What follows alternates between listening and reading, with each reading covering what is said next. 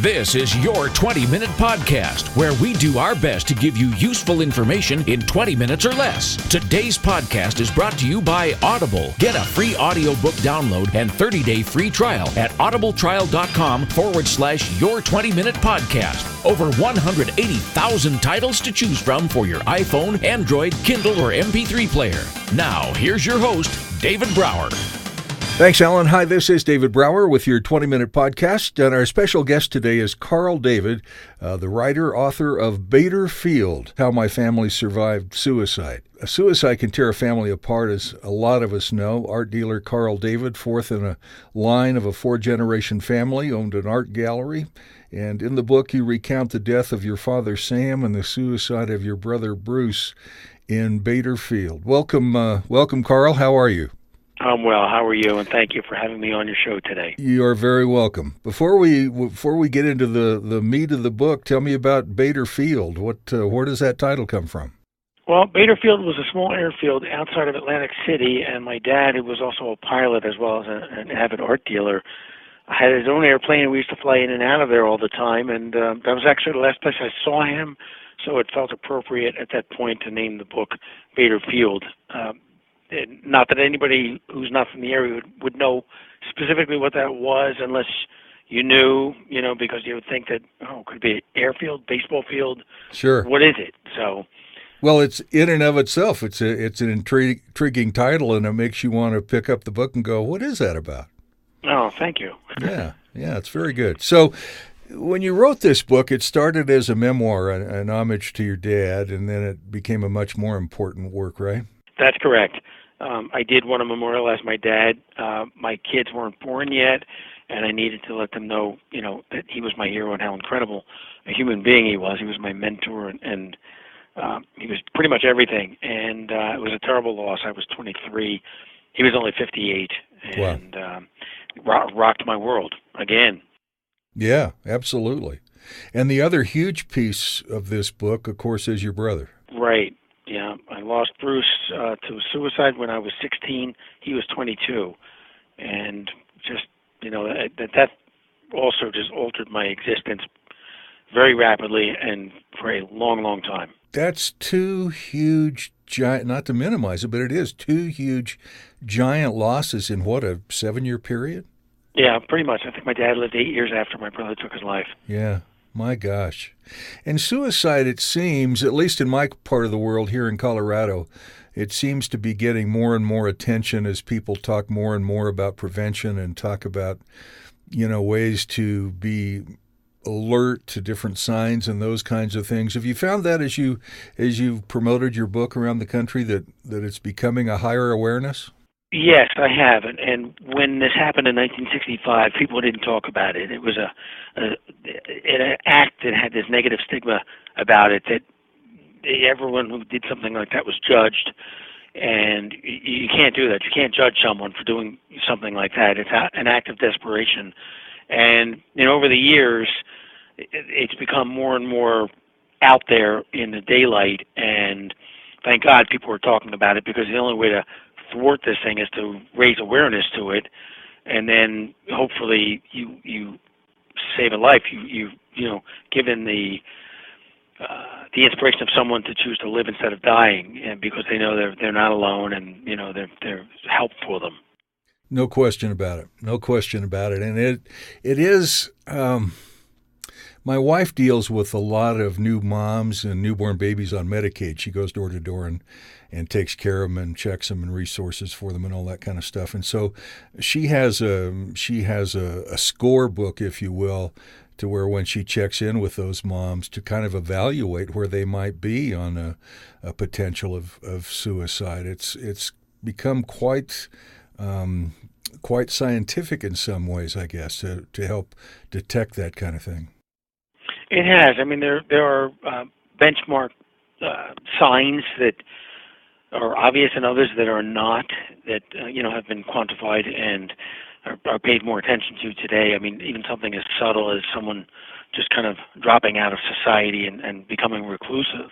Yeah. And with babies, when a woman has a baby, sometimes they go through postpartum depression, and there's all these other factors that come into play that in the old days, decades ago, people really, if they recognized it, didn't know what to do.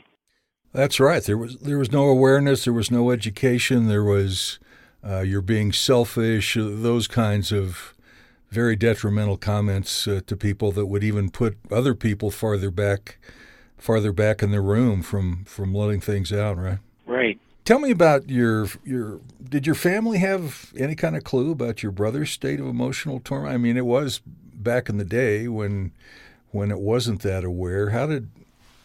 What kind of things did you find out before or after his death? Literally nothing. There was no sign, no foretelling of this coming in any way, shape, or form. Afterward, there was no note. We were just completely blindsided. Yeah. And it's been a question mark ever since. And even if we knew the answer, it wouldn't bring him back. But had we been able to see something unusual or out of character beforehand, we were a pretty open family, and we talked about a lot of things. But obviously there was something that was within him that he couldn't share or didn't want to share, or just was in so much psychological pain for whatever reason that he kept it inside. Yeah. So we saw nothing. Wow. Goodness, that just leaves you speechless. And to have, sometimes people think back when they deal with suicide, and it's, woulda, coulda, shoulda. But then when you have no clue at all, you're just kind of left out there, aren't you? You really are. You're left dangling in space. And I am certain that my father bore responsibility for not seeing something, even though there was nothing to see. And I think that's what killed him 8 years later. He just couldn't really survive it, and ultimately succumbed to it. I mean, he did get back to life, and eventually the smiles came back, and there was some semblance of the old days. But right. It's just the damage was done. Yeah. So your dad, he died of a heart attack? Yes. Okay. Yes, he had a massive coronary over in England on a business trip. Wow. So how did the rest of your family, do you have siblings, your mom? Yes. My mom was still alive after that. She lived to be 94, thank God. And Wow. I have an older brother, Allan, who's 9 years my senior. And we just kind of all pulled together as best we could. I mean, this was uncharted territory for us. We didn't have a clue what to do, how to handle this, or even understand the reality of it, because it was such a foreign commodity to us. Yeah. I mean, this is just like us. I mean, we were like the all-American family. We didn't have a dog, but we had a station wagon, and there were 3 kids. So, and you had the picket fence, right? Yeah. Well, no, we didn't have a fence either. I think we had a railing. There you go. But we were a happy family. We traveled together. We did things together, and that's why this was such an abominable shock. I can only imagine how cathartic writing this book must have been. Did your siblings and your mom help to contribute to this book, or did you share things with them as you wrote along? How did the writing process work? Well, it took a long time because it was an arduous task that was cathartic, but it was painful at the same time. And Sure. there were times that I would put the book down for 6 months at a time, or even a year, and say, I can't do this. And my wife, God bless her, would always tell me, if it's too difficult, don't do it. And she was my rock, and still is. And I said, no, you know what? I have to do this. It's within me. I want this for my kids, for our kids when we have them. At that point, we'd already had kids, but I really needed to memorialize now, not just my dad, but my brother as well, and tell my story. And as cathartic as it was for me, I began to realize that, hey, you know what? I really need to reach out with this book, and maybe I can save somebody else's life, by sharing my experience and showing what the wrath of hell, if you will, exists, and that's left on the surviving family and friends. Absolutely right. I know I live in a small county, Larimer County in Colorado, and our suicides have doubled in the last 10 years, from 36 to 83. So we're like 25% now out of 100,000, which is wow, a pretty significant percentage when you look at states and other cities around the country. And so that's why, in fact, even my church, held a study, a public open study and conversation about suicide a couple of weeks ago, because it is just so darn prevalent, and you don't see it coming 99 times out of 100. No, you really don't. I'm sorry to hear that. That's quite a percentage. That's huge. Did you say Littleton? County? It's Larimer County, and so I live in County. I live in Loveland, Colorado, just north of Denver. Okay, because I had a friend who was John Denver's pilot who came out of Littleton, California. Littleton, Colorado. Colorado, yeah. Yeah, he actually flew me out of there one day. And John's whole plane? other story. John Denver's pilot. Yeah. How fun! It was kind of cool. Absolutely. So now that you've had, how long's the book been out? I guess. It got initially published at the end of '08. Okay. And it's POD, so it's print on demand, so it's alive and it stays that way, which is great. Oh, that's awesome. So how has the feedback been from, I guess, people who maybe have been contemplating suicide, families who have lost family members to suicide? What kind of, you've got to be touching some lives on this deal in the last 9 years. I have, and I'm not sure how many or who or where, but I have had people email me or call me after doing a radio show or a television show or a journal interview, thanking me for sharing, and how much it's helped them, and whether they were considering it or they had someone in their family, because it's just as much for us as survivors a tool to cope, to know that we do survive, but we can't do it on our own. It really requires an enormous amount of professional help. Absolutely. I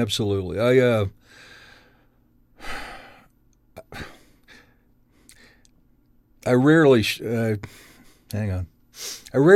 this, but I came close to that 5 years ago this month, actually. And my son had left an unloaded gun in our living room, fortunately unloaded. And so I went to that place for a couple of minutes and fortunately pulled back from it, but I immediately told my wife about it. We got counseling, which helped tremendously. We put me on some depression meds, which changed my life. But to get that close and have a sense, only a sense, of what could have happened to my family just made me cry. Oh yeah. Well, I'm glad you're here, and I'm glad that you had second thoughts and didn't do it. Yeah. There's a narrow window of 10 minutes that these crisis counselors that I've spoken with have said if they can talk to somebody for 10 minutes, they can generally talk them off the ledge. Yep. Not always, but generally you can. There's that one little window where you can let people know that suicide is a permanent solution to a temporary problem, and that they're not alone. And as overwhelming as the world seems at that time, that there is help and there's tomorrow. So it's, God bless you for hanging in there. Yeah, thank you. So this is a huge way for you and your family to pay it forward, right? Exactly. I mean, I'm taking the darkest days of my life and doing something to help someone else with them by sharing and showing it. It's tough because it brings it right back. Exactly. Yeah, and I can only imagine when people reach out to you about your book, or you overhear people talking about your book, I would sense that it has to put you on some kind of a roller coaster a bit. It does. And, it's a good thing, even though it's painful, knowing that it's doing something good for somebody else, whether they're a survivor or they're contemplating taking their life, or they did and they didn't do it. And, so it's a manifold expression of paying it forward. I mean, I live my life that way. And, it's a real strong passion for me. I mean, I'm an art dealer by trade. I love what I do.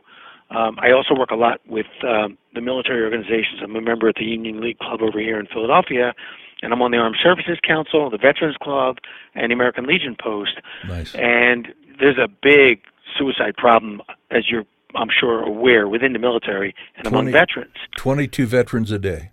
22 a day, yeah, that we know of. That we know of. Yeah, that's right. That's right. I mean, there are 1 million people a year worldwide take their life, and again, those are the ones that get reported There are other instances that may have been a suicide that nobody knows about. And Right. the scary thing is that the amount of attempts is 20 times greater than the successes. I mean, thank God Oh, the my success God. rate's lower, but Right? it's a Yeah. scary number. So did you serve?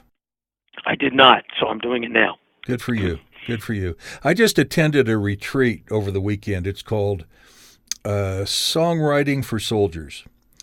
And it's an organization out of New York and out of Austin, Texas, really, that puts together 4 of the world's best songwriters at any given time.